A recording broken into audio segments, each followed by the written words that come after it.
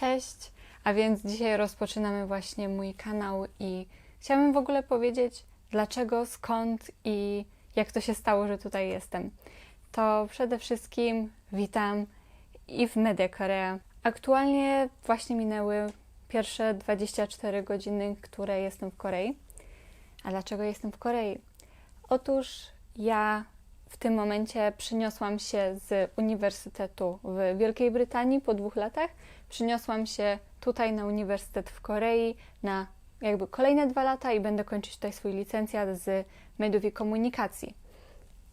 Więc to jest generalnie mój plan i tym samym rozpoczynamy ten kanał, który będzie bardziej dla mnie jako taka pamiątka, która będzie miała mi przypominać, jak to były moje pierwsze kroki właśnie tutaj w Korei, bo no nie ukrywam, jest to dla mnie coś nowego.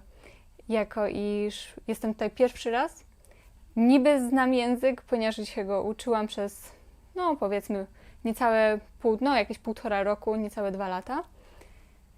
Więc trochę znam język, przyjechałam tutaj, zaczynam studiować po koreańsku, nie będę miała żadnych zajęć po angielsku i generalnie dzisiaj właśnie będziemy rozpoczynać ten pierwszy odcinek, kiedy pokażę Wam, jak wygląda aktualna 7-dniowa kwarantanna w Korei Południowej. To zaczynamy! Jako iż to jest mój nowy filmik, najpierwsiejszy na tym kanale, jak niektórzy by powiedzieli, to muszę Wam chyba opowiedzieć jeszcze coś o sobie i dlaczego to robię i dlaczego tu jestem. Mianowicie stwierdziłam, że mam ochotę podzielić się trochę moim doświadczeniem, jeżeli chodzi o studiowanie, wyjeżdżanie za granicę w celach, powiedziałabym, wymian naukowych, można tak powiedzieć, nie do końca, ponieważ zaczęłam już jeździć na wymiany uczniowskie będąc w liceum i nie tylko w liceum, ponieważ też ze szkołami językowymi, ale o tym też Wam opowiem kiedyś indziej, bo to jest gigantyczna opowieść i historia na kompletnie inny odcinek, bo zajęłoby za dużo czasu. Co ja tu robię? W 2019 roku zdałam matury i zaraz po maturach stwierdziłam, będę studiować film i media. Będę uczyć się, jak być dziennikarką, jak robić filmy dokumentalne, jak tworzyć ogólno pojęte media i jak się nimi zajmować.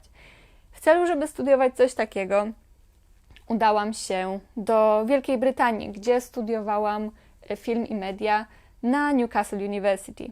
Można to oficjalnie już powiedzieć, tak, studiowałam tam 2 lata. Studiowałam film i media i do tego dobierałam sobie dodatkowy moduł w formie języka japońskiego, ponieważ nigdy wtedy nie przyszło mi do głowy, że ja będę studiować w Korei po koreańsku, bo to trzeba podkreślić. Więc tam studiowałam sobie film i media w języku angielskim przez całe 2 lata.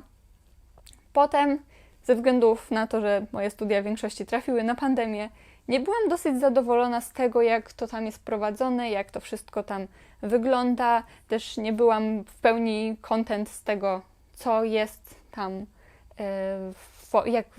jak wyglądają całe studia. Z tego względu zdecydowałam się, że muszę zmienić uczelnię.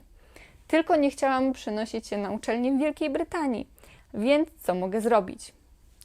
Pierwsze co, zaczęłam na 2. roku studiów. Na 2. roku studiów zaczęłam uczyć się języka koreańskiego, bo stwierdziłam, że może mi się uda przenieść, może zacznę studia jeszcze raz od początku, że mi by było prościej, zacznę je po prostu od początku w innym państwie. Chciałabym w Korei Południowej, bo akurat tym zainteresowałam się podczas moich studiów medialnych. Nie jestem Koreabu i nie interesowałam się Koreą tak bardzo przed studiami. Dopiero podczas studiów, kiedy zaczęłam bardziej wchodzić, jeżeli chodzi bardziej o sprawy takie bardziej techniczno-zarządzeniowe, dopiero wtedy zaczęłam interesować się bardziej koreańskim przemysłem rozrywkowym i medialnym, ponieważ jest to bardzo ważna sprawa.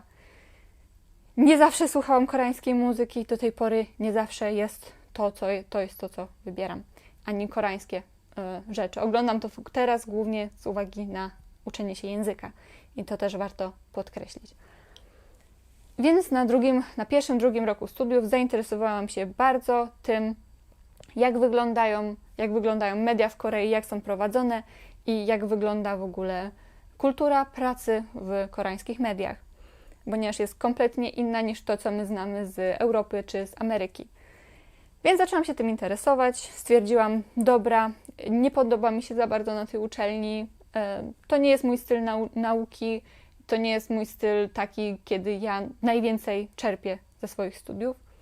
Więc poszperałam troszeczkę i zobaczyłam, kurczę, po 2. roku studiów można się przenieść i nie tracąc ani jednego roku bezpośrednio na 3. rok na koreańskiej uczelni.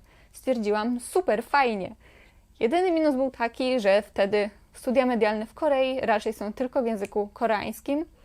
Rzadko zdarza się, żeby była jakaś uczelnia, która by proponowała takie studia w języku angielskim, chociaż jest bodajże King Sejong University, bodajże on ma studia w języku angielskim, tylko że one są w pełni po angielsku.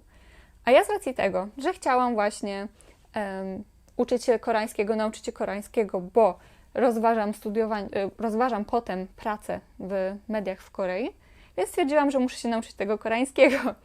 Więc żeby nauczyć się koreańskiego, najlepiej jest studiować po koreańsku oczywiście. Więc szperałam i stwierdziłam, dobra, jest możliwość, żeby się przetransferować, tylko trzeba nauczyć się tego koreańskiego. Pomiędzy 1. a 2. rokiem studiów zaczęłam zajęcia indywidualne 1 na 1 z moją nauczycielką koreańskiego, którą bardzo pozdrawiam. Zaczęłam uczyć się wtedy koreańskiego. Oczywiście, będąc jeszcze na 2. roku studiów, równocześnie kontynuowałam język japoński, więc ta nauka koreańskiego nie była jakaś za bardzo intensywna, mogłabym tak powiedzieć.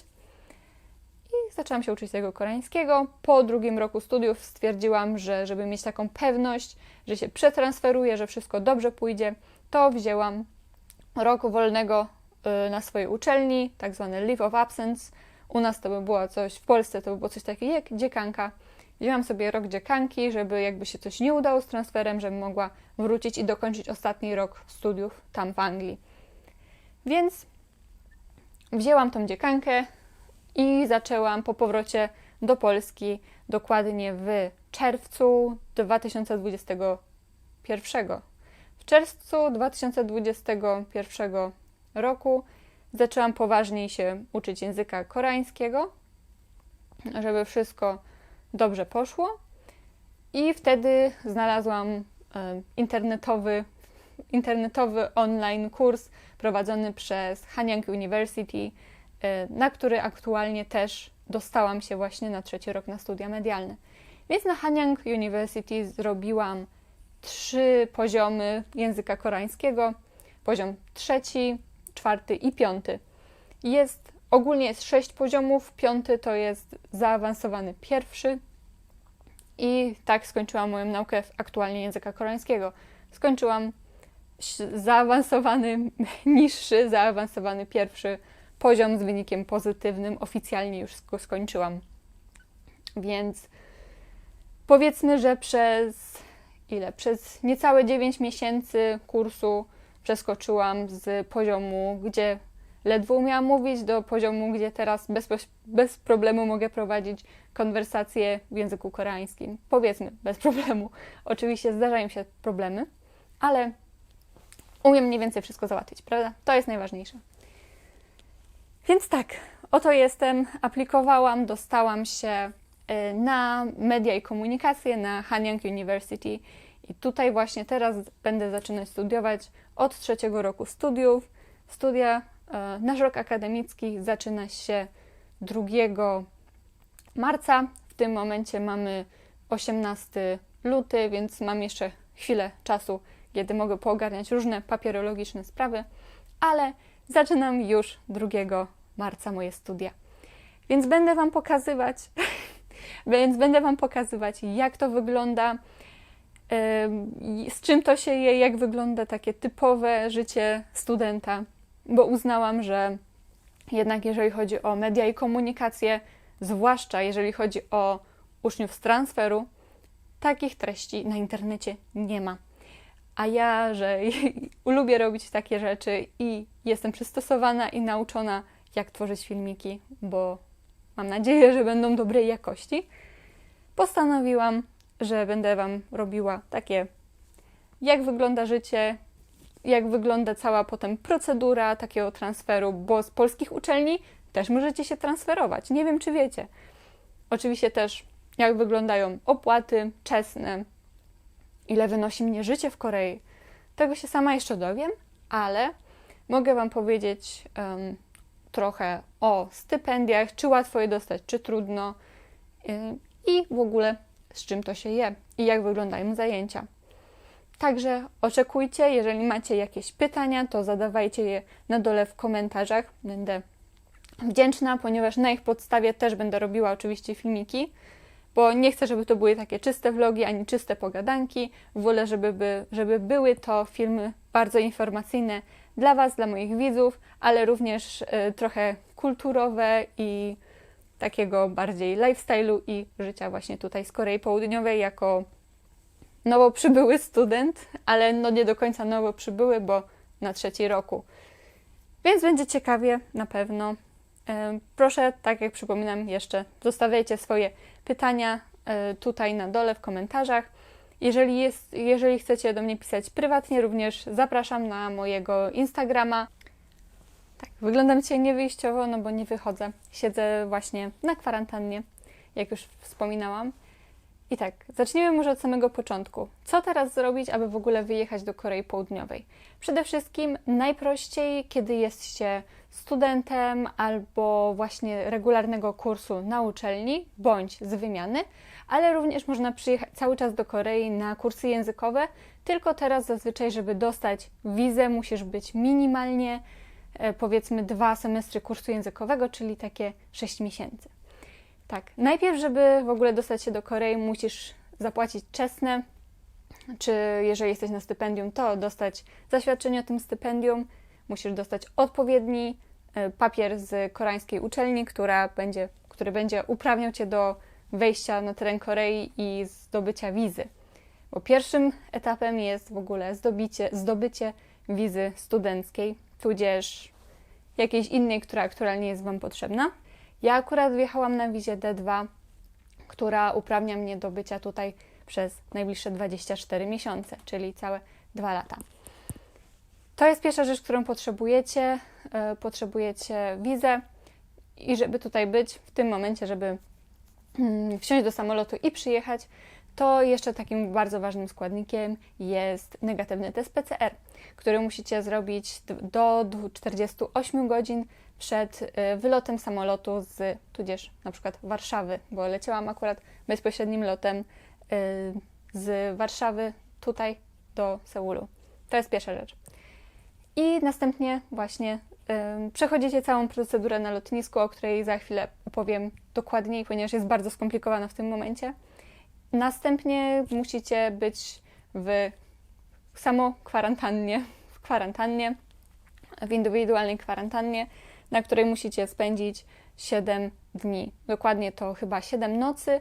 Ja w każdym bądź razie wychodzę, jak jest, nagrywam to teraz w piątek. Jest to mój 2. dzień kwarantanny. Wychodzę w przyszłym tygodniu w czwartek. I wtedy już normalnie możecie opuszczać pokój. A więc może zaczniemy od naszego pierwszego punktu, czyli jak wygląda w tym momencie przejście przez strefę graniczną na lotnisku w Korei Południowej, ponieważ może się to niektórym zdawać, że no fajnie, szybko, zależy od ilości ludzi, jaka jest na lotnisku. Ze względu na sytuację koronawirusową i aktualny stan pandemiczny w Korei, gdzie w tym momencie, właśnie oglądałam newsy, żeby nie mówić Wam nieprawdy, gdzie w tym momencie mamy 100 000 zakażeń koronawirusem w ciągu doby. Więc jest naprawdę dużo. To jest największa liczba od samego początku pandemii, z tego co dobrze wiem. Więc no, tych zakażeń jest bardzo sporo. I w tym momencie wygląda to tak, że lądujecie w Korei Południowej, na pokładzie samolotu wypełniacie 3 druczki. Jest to druczek, który mówi, że wyrażacie zgodę na kwarantannę. Drugi druczek to jest potwierdzenie tego, w jakim stanie aktualnie jesteście, czyli nie macie żadnych symptomów powiązanych z koronawirusem. I trzeci druczek, który mi się wydaje, że jest takim jakby występującym cały czas, kiedy wylatuje się poza Unię Europejską, czyli deklaracja celna, którą trzeba uzupełnić, jeżeli ma się coś do oclenia. W momencie, w którym lądujecie, wchodzicie na lotnisko. Na tym lotnisku pierwszą rzeczą, którą trzeba załatwić, jest pokazanie negatywnego testu PCR.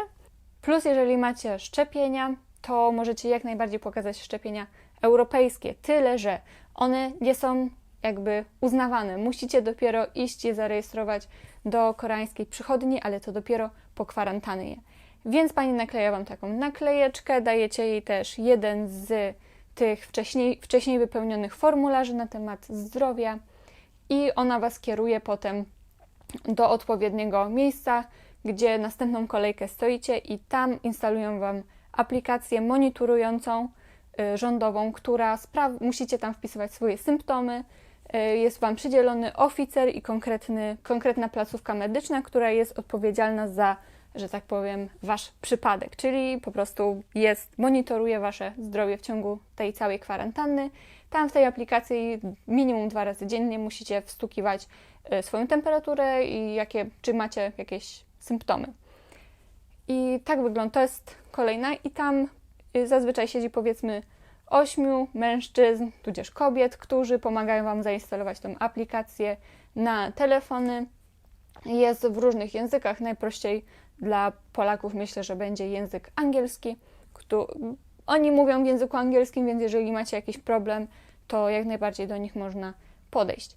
Potem następna kolejka, to już jest trzecia, następna kolejka, gdzie wydają wam zaświadczenia covidowe. To są zaświadczenia covidowe, z którymi idziecie potem do waszego punktu, gdzie będziecie potem podczas kwarantanny robić dwukrotnie test PCR. Jest to obligatoryjne. Każdy musi zrobić te 2 testy PCR. Jeden, jeżeli przyjeżdżacie przed godziną 12, to musicie zrobić tego samego dnia. Jeżeli przyjeżdżacie po 12, możecie to też zrobić następnego dnia, byle to było do 12, byle to było w ciągu 24 godzin.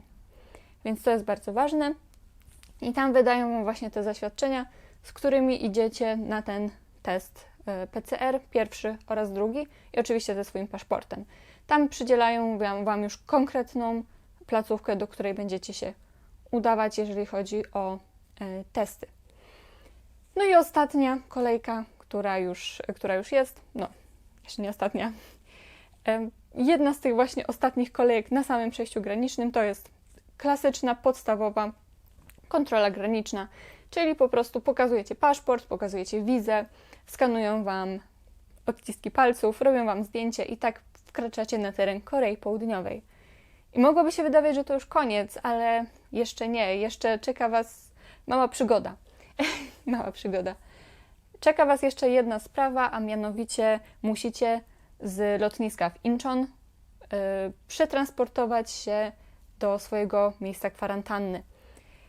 I tutaj znowu jest czasami jest kolejna kolejka, gdzie kierują was na odpowiedni środek transportu. Studenci mają troszeczkę prościej, ponieważ studenci mają konkretny helpdesk, gdzie możecie się udać i tam was pokierują. Zazwyczaj wtedy bierze się konkretną taksówkę covidową, bo to się teraz nazywa taksówka covidowa, jako iż osoby, które oficjalnie się kwarantannują, nie mogą używać transportu publicznego. Są specjalne taksówki, busy oraz, z tego co wiem, pociągi, które jeżdżą do różnych miejsc w Seulu z lotniska w Incheon. I właśnie ja jechałam taką covidową taksówką z lotniska tutaj do Seulu. Była to godzina bodajże 2 po 2, więc jak możecie się spodziewać, było bardzo dużo korków, jako już zaczyna się powoli rush hour w Seulu, więc cała podróż z lotniska do Seulu pod moje COVID Center zajęła ponad godzinę. Tam testujecie się, kierowca na was czeka, potem z powrotem po teście wsiadacie do tej taksówki i odwożą was na miejsce waszej kwarantanny. Jak widzicie, ja jestem teraz na kwarantannie w hotelu siedzę sobie do następnego czwartku, jak mówiłam, jest piątek. Więc do następnego czwartku sobie siedzę właśnie tutaj, przywożą mi jedzenie, mam jak najbardziej bardzo komfortowe warunki, cały czas działa klimatyzacja, w sensie możecie słyszeć troszkę szumu, ale jest bardzo zimno w Korei. W nocy nawet potrafi być teraz minus 12, minus 8, minus 12 stopni. W ciągu dnia też jest bardzo zimno, wszyscy chodzą w tych puchowych, takich długich kurtkach, jak widzę przez okno. Więc to jest właśnie aktualna cała procedura, jak przejść przez lotnisko i w zależności od tego, czy akurat przylatuje dużo, czy mało samolotów, czy te samoloty są bardzo wypakowane, czy nie, to tyle trwa ta cała procedura. Jako iż niestety mnie się nie udało i równocześnie ze mną przylatywały bodajże 2 albo 3 samoloty, które były w większości bardzo mocno wypakowane, to ta procedura zajęła około między 4,5 a 5 godzin. Więc przygotujcie się na bardzo duże kolejki w tym momencie, ale jest to jak najbardziej do przejścia. Także można wszystko jak najbardziej załatwić. Tak wyglądał mój pierwszy odcinek. Mam nadzieję, że się Wam podobał.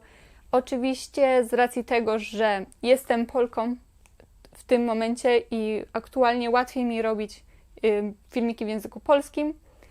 Część będzie po polsku, część będzie po angielsku filmików.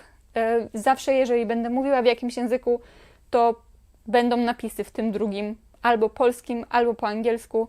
Jeżeli będę miała czas, będę dodawała też koreańskie napisy, więc włączajcie je tutaj, albo tutaj na dole napisy, żeby każdemu było wygodnie oglądać, ponieważ chcę dotrzeć i poinformować jak największą ilość ludzi, gdyż wiem, że jest zapotrzebowanie na to, żeby powiedzieć, że hej, jak nie podobają Ci się studia, ale nie podoba Ci się bardziej uczelnia, niżeli Twój kierunek i chciałbyś dalej iść w tym kierunku, to czasami naprawdę wystarczy zmienić uczelnię. Nawet niekoniecznie w tym samym kraju, tylko nawet do innego kraju jak najbardziej możesz jechać. W tym przypadku będę mówiła o Korei Południowej. Jak to zrobić? Nie podoba mi się uczelnia, chcę zmienić kraj nauki, ale nie chcę przy tym tracić roku, ani zaczynać studiów od początku.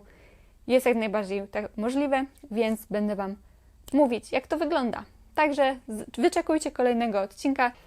Dziękuję za uwagę, zapraszam i do zobaczenia, mam nadzieję, niedługo i ponownie. Pa, pa!